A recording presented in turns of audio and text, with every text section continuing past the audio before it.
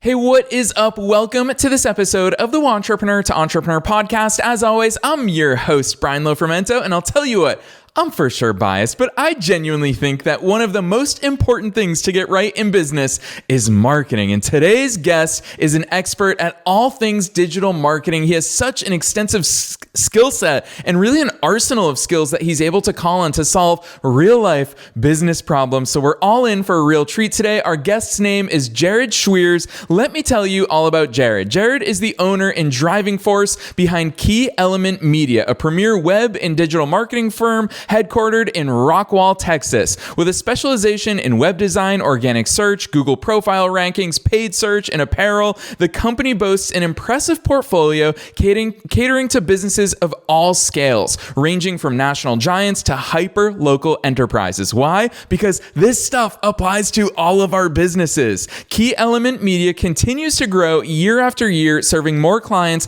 and completing even larger projects. With a rich career spanning over 18 years in digital marketing, Jared's expertise is grounded in a solid foundation backed by a degree in communication technology. Beyond Key Element Media, Jared extends his entrepreneurial prowess as the co-owner of Rockhopper Designs and Apparel, Rockwall's go-to screen printing and apparel brand. So this is someone who loves business, loves marketing. We're going to learn a lot from him today, so I'm not going to say anything else. Let's dive straight into my interview with Jared Schweers.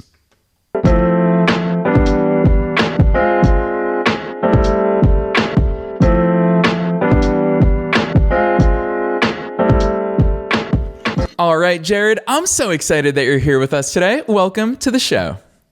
Absolutely, man. Thanks for having me.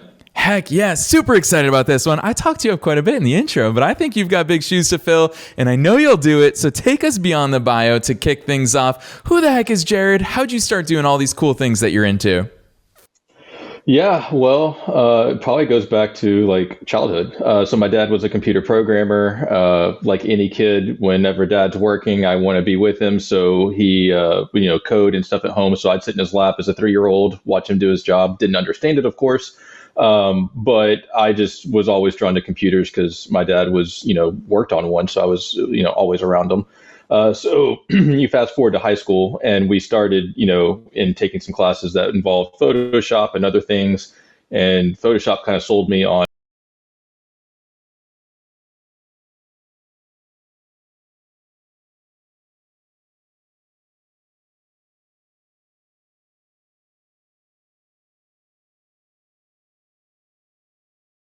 graphics classes, loved them, but didn't probably think that I was just going to be a graphic artist at that time, and so I picked a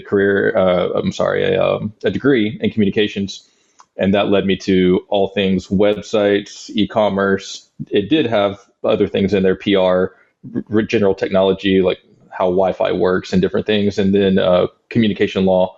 So it gave me a pretty good basis for what I do today, and what they taught us in those classes actually ended up being very foundational for the SEO space. Once SEO became a thing, when I was in college, SEO wasn't so much a thing.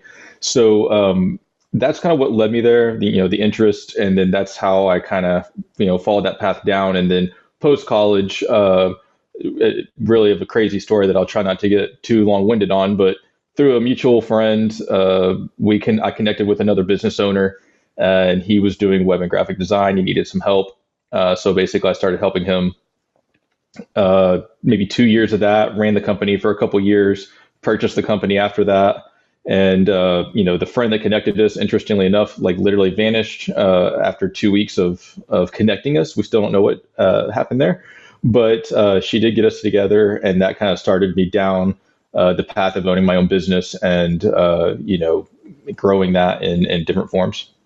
Yeah, I really love that overview, Jared, because I feel like it pinpoints so many of the different facets. When people want to talk about marketing, they just want to talk about Facebook ads or Instagram ads, but they miss out on so many of those core elements that it sounds like, I want to say the word that you naturally picked up along the way, but of course it's not natural. It's something that you intentionally said, well, I want to go into communication technology. I want to figure out the tech piece. I want to figure out the messaging piece. I want to figure out the technical pieces as well. Like when you talk about SEO, there's so many components to that people overlook. So I guess my first question to you to really kick things off today is about that broad umbrella of digital marketing. We all hear so much about digital marketing. You've operated multiple businesses of your own. You've helped so many clients of your own. With that in mind, when you think about marketing, what is marketing? What's the role of it? How does it fit into a business's operations? Yeah, there's so many different, I think, facets of it, but I think it's, marketing should be promoting your business in some form or fashion, right? So it should be a lead generation in some form or fashion, in my opinion. Sometimes it's just branding. Sometimes that can just be, hey, this is our brand, this is who we are, this is what we believe in, maybe. But generally, it's, hey, here's who we are, here's the services we offer, and here's maybe where we offer them if you're a localized business. And so you're kind of giving the customer like, these are the things we do, these are where we do them, and sometimes this is how we can help you, or this is how we can solve a problem that you might be having. Again, depends on the media that you're using at that point. Social is a little different than inbound, where somebody's searching for you. If you're doing social, you might have to explain why they need you, more clearly, versus somebody who's already searching for you and they find you. Then obviously they know that you're probably somebody that can solve their problem. If they're looking for a plumber and you're a plumber because they have a water leak, good chance that you can help them, right? So the explanation isn't so needed there. Yeah, I think that right there, you illustrate why marketing is hard for so many different businesses, both big and small, is because there are so many options. I mean, I talked about kind of your marketing toolkit, your arsenal of different weapons and skills that you can use. And there are so many: SEO to social media you've already introduced to us, to inbound, outbound. There's so many different forms of it. Where does your mind go, Jared? With so much experience in this space, you're one of the OGs. 18 years of experience in digital marketing is not a common thing. We see the fly-by-night gurus that pop up online with Facebook ads. But from your perspective, how do you even begin to build that foundation of asking yourself, okay, for this specific business, here's what actually applies from this toolkit?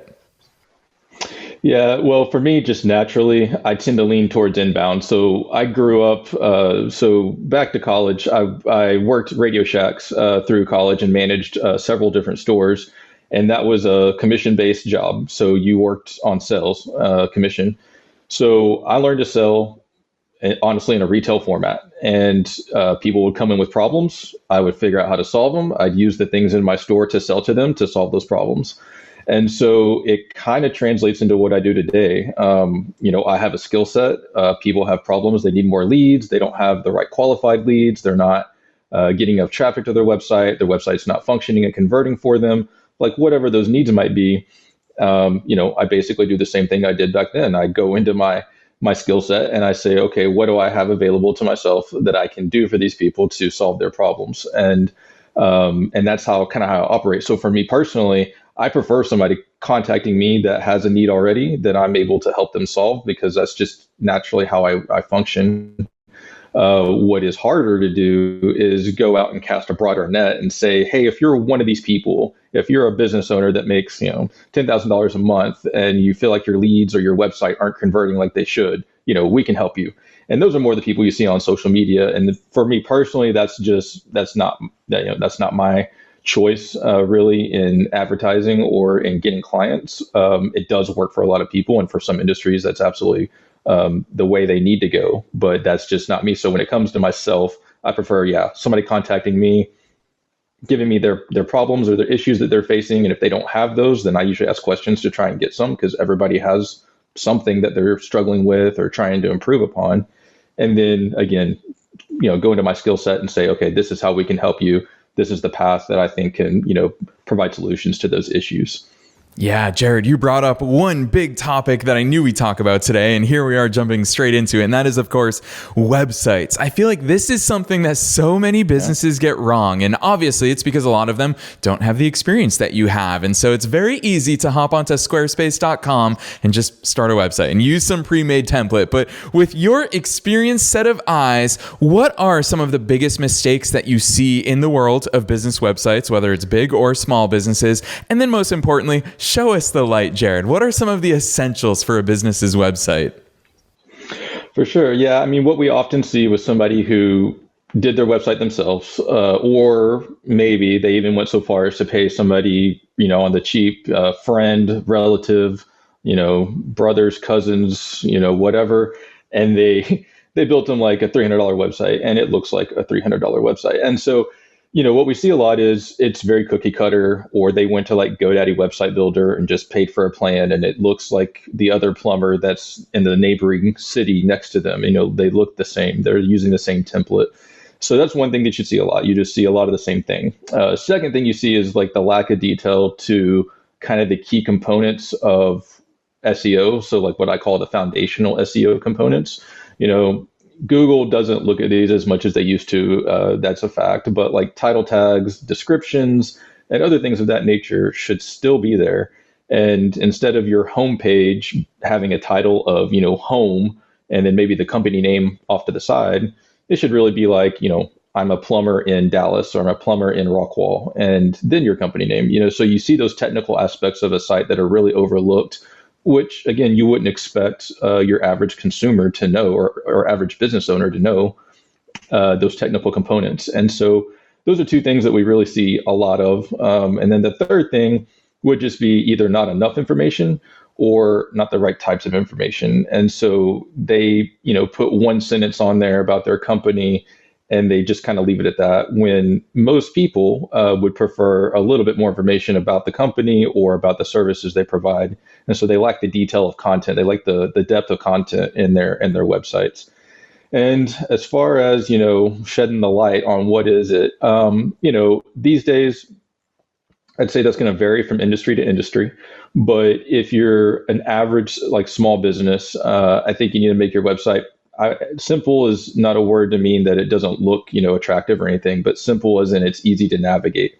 And if they can get where they need to go, and if you can lead them down the path that they need to go down to get there, then I think you have a good opportunity for success in converting that client to at least a phone call or an inquiry. And then you can turn that, from there into a client or a customer.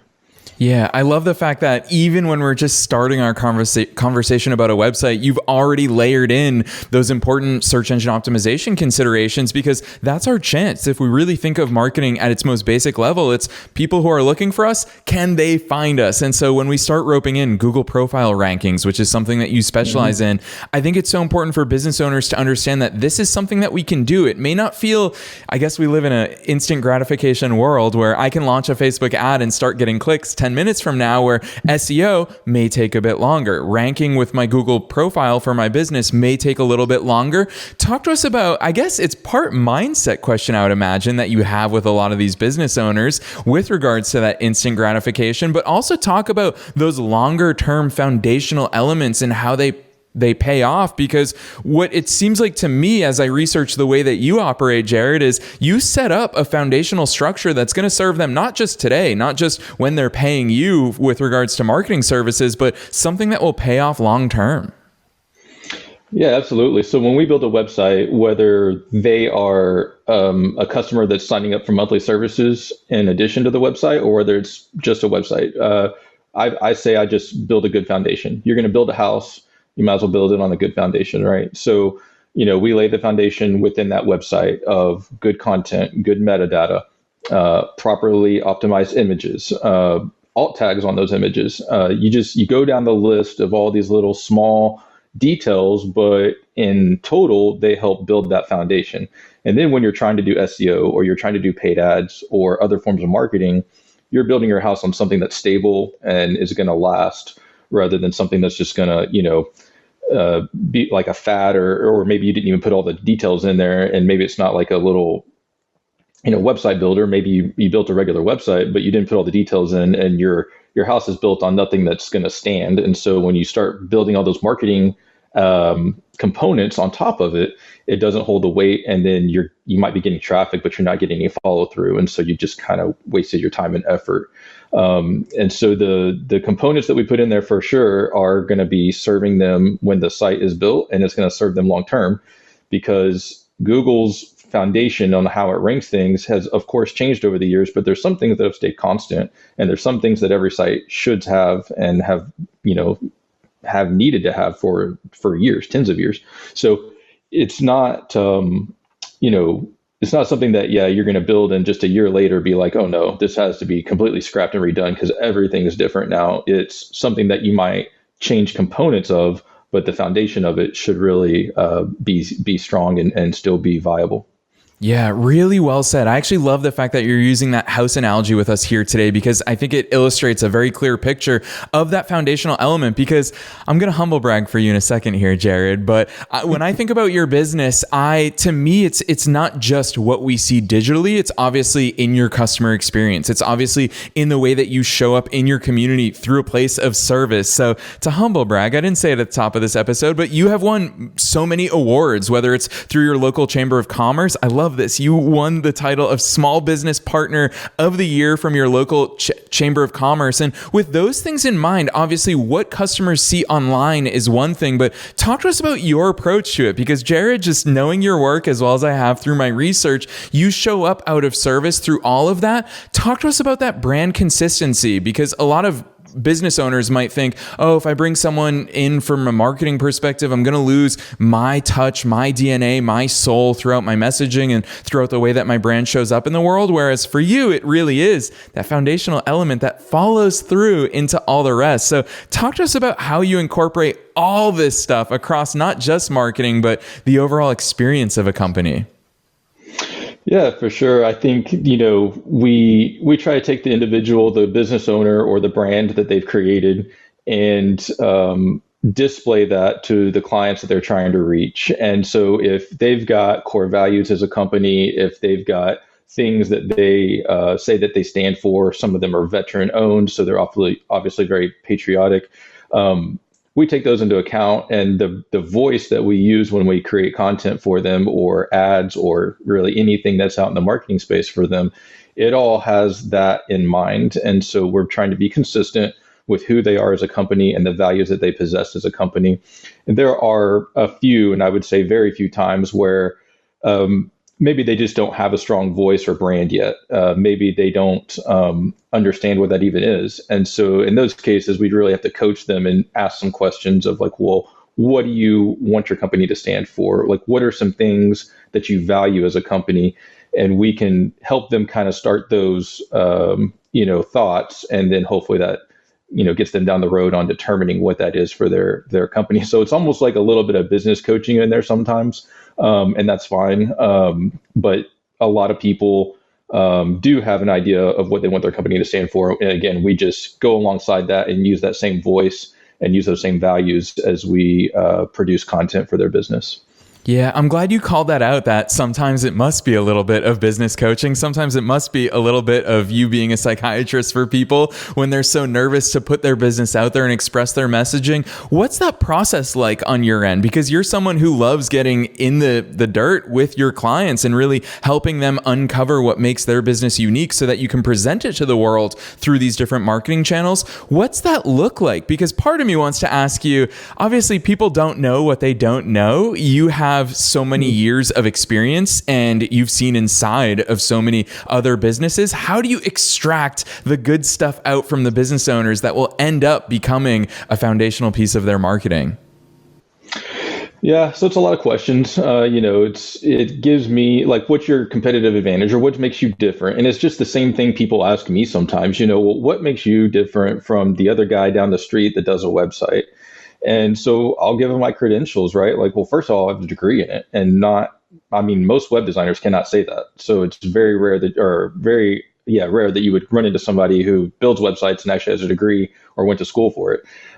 So there's, one off the top. And then, the second part of that is the experience, the attention to detail, and all these other things that we do that are different than most people that build websites. And so I kind of take them down the same path.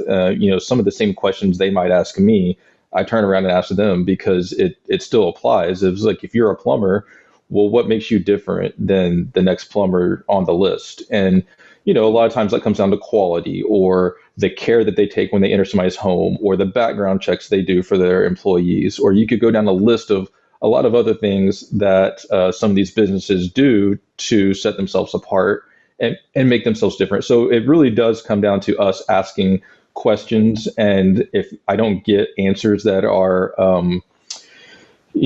differentiate them enough, then I just have to keep asking more questions. Well, like, what is it about, foundation slab leaks that you do that is different than everybody else? Or take a pool builder, for example. Some pool builders use, 1-inch pipe on the for the water, and some use 2.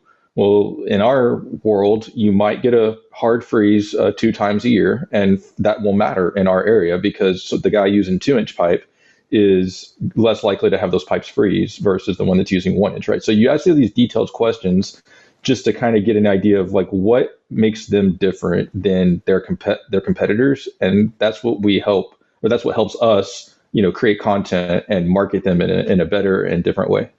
Yeah, listeners, you're hearing it from Jared right here. If you've sat down to design your own website and put it together on WordPress or Squarespace or whatever it is that you're choosing to use, and you've not asked these foundational questions, then that's the important stuff. A website is not just a collection of menu bars and content and pictures that you put somewhere on the page. It's about these fundamental business questions. You see how many of Jared's answers come back to business principles rather than merely just a website. So I think that's so important to call out. And Jared, to your point about, gosh, there are so many web designers these days. I feel like because of AI, because of technological advancements, we've never seen more people enter the marketplaces with service-based businesses, especially. What's your view on it? Obviously, I mean, there's AI website builders out there just now. There's so many innovations that are coming, some really good, but some have some unintended consequences. What's your take on where your industry is going? Yeah, it's certainly going to be very interesting as Google really decides how they feel about AI content. I mean, recently they've said, "Hey, we're basically not going to," even though they have their own AI like content builder, they're not going to allow, or they don't want artificial content written to rank, and so they still prefer that a human write the content, and they're going to award the content that is written by humans and has like, it comes from a place of authority. And a lot of AI content doesn't come from a place of authority because really it's just telling you what it has found on the internet itself. And so it talks in very general terms a lot of times. It doesn't use very specifics. It doesn't give examples, all those kinds of things. And so as we progress in the AI world and as Google really firms up where they decide they want to be on it all, that's going to determine, the ultimate, landing spot on that. But right now they're saying, hey, we don't like AI content. We don't really want sites that have that. And especially sites that are built in totally AI generated content. We don't even want to pay attention to them. That doesn't appear to have happened. I mean, there are sites out there right now that say, well, you just gave us, Google had an update earlier in March, if you didn't know that. And so their algorithm updated, and it was specifically an AI type update to their algorithm. And some sites are still saying, hey, I'm mostly AI generated and I'm still ranking really well. So your algorithm didn't work. But I do see them cracking down on that in the future because they're about authenticity. They're about quality content. They're about the user or the author, being able to express and give details and insight and knowledge. And if that's all written by AI, then that kind of goes against what they've been about for years. And so I see that being a very, fluid situation for the time until they kind of land on what that looks like for them and maybe put their foot down really hard on what it's going to be. Now, as far as design goes, there are AI website designers out there right now. You can, log into a site, basically plug in some things, and it'll kind of throw together. Again, usually it can be very cookie cutter, or it can look a lot like another person's site. And I don't know that these AI things have really all fleshed out yet in the design space. But, even for AI images, if you needed a graphic or something, there's plenty of resources for that right now. Some of them aren't bad. For shirt designs that we do, I have a client that prints with us, and he's done his own designs in AI. And honestly, some of them look pretty cool.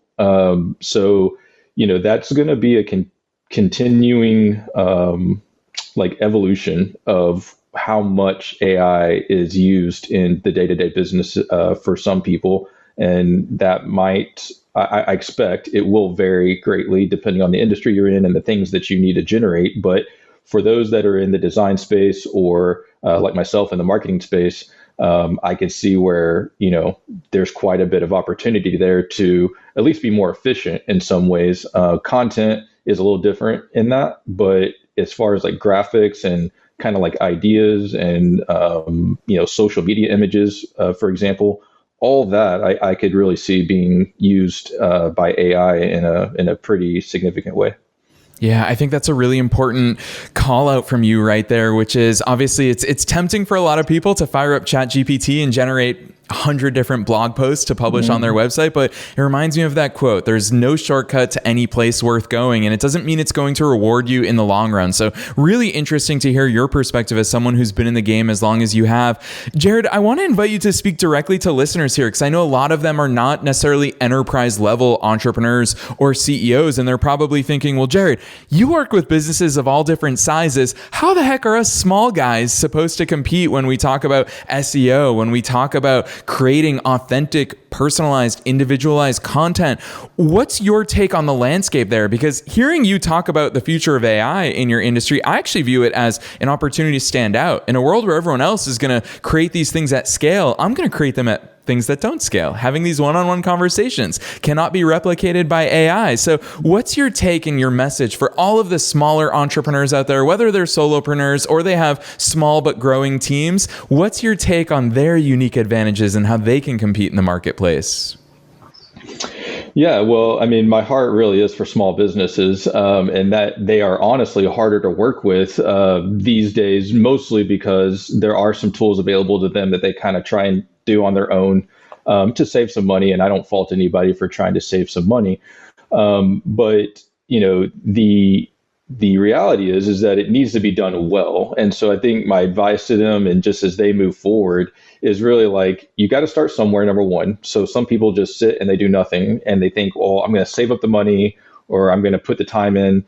And it's like, the shoe salesman, right? Like the shoe salesman's kid has no shoes because he's busy selling his shoes to his clients all the time. And it's kind of that mentality is they have a business to operate, and that sometimes takes every bit of the time that they have. And so you do have to start somewhere. So whether it is scheduling your own social media posts and saying, I'm going to block out 2 hours, and I'm going to schedule my social media for the month, or I'm going to block out 2 hours and spend it on my website, or I'm going to block out 2 hours and send the content to the guy I've hired to design my website, whatever that is, you got to start somewhere and you got to commit to it and you got to schedule it. If you don't schedule it, it's not going to get done in a lot of cases for most people. So you schedule what's important. If it's important and your marketing is important and the growth of your business is important, then schedule time to do it and be diligent at keeping that schedule. And then going forward, it's, I say do what you can. So like some people think, oh my gosh, I need to go to the chamber networking. I need to join a networking group. I need to get all my online stuff on. And, you're asking too much of yourself. You're asking yourself to be like a sole marketing person, and maybe you are the sole marketing person of your business, but there's not two of you. You still have to run your business. And so, again, it comes back to do what you can. And so if you can make 1 or 2 networking events a month, put it on your calendar, make those networking events. If it's dedicating, time to making a podcast or writing a blog post or like whatever it is, again, schedule it and do it and just be consistent in it. But I do think a lot of entrepreneurs and specifically businesses that start out, they do get probably a little overwhelmed in all the things that need to be done or could be done. And you can't do everything. So, you have to pick what's important and what's going to give you the most benefit and the most bang for your buck to start off with, or most benefit for your time, depending on, the resource there. And then choose that and schedule it. And like I said, stick to it. The other side of it is tracking it. And so, you got to know what's going to benefit you the most. And starting out, you may not know that, but as you grow and as you go along, you should be able to determine, hey, the website is giving me some good leads. I need to put more investment into that. Or I've been killing it at these networking events. I'm getting, 2 or 3 leads a month off of them.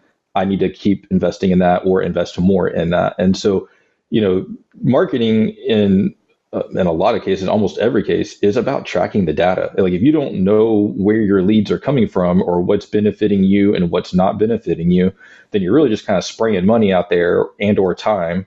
and not knowing what return you're getting on it. And so as much as marketing is about trying to, get your name out there, it's also just as much about receiving that data and then knowing what's benefiting you and what is not benefiting you, and being able to put a monetary value to that as best as possible.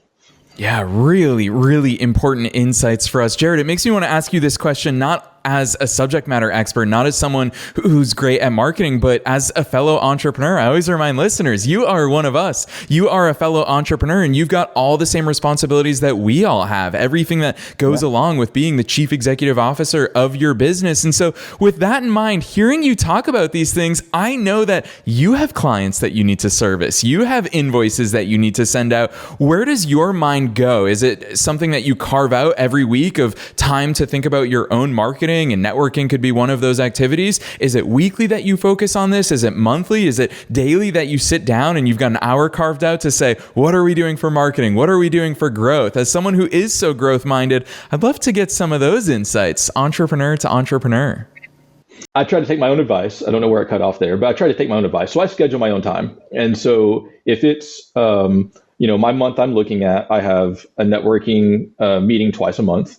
And then I have a various, other chamber events that I could go to. And so I pick the ones I think are most beneficial and I go to those.